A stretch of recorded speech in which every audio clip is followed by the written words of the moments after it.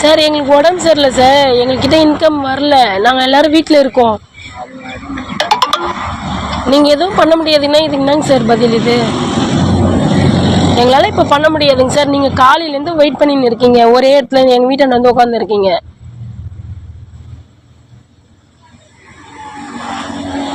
Sir நான் பேசுறது புரியுதா? என்ன ரெஸ்பான்ஸ் பண்ணுறீங்களா நீங்கள்? நீங்கள் பாட்டுன்னு போன் நோண்டின்னு இருக்கீங்க.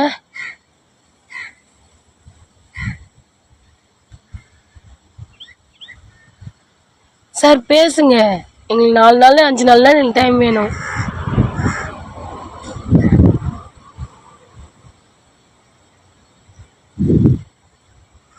சார் நான் பேசுறது கேக்குதா?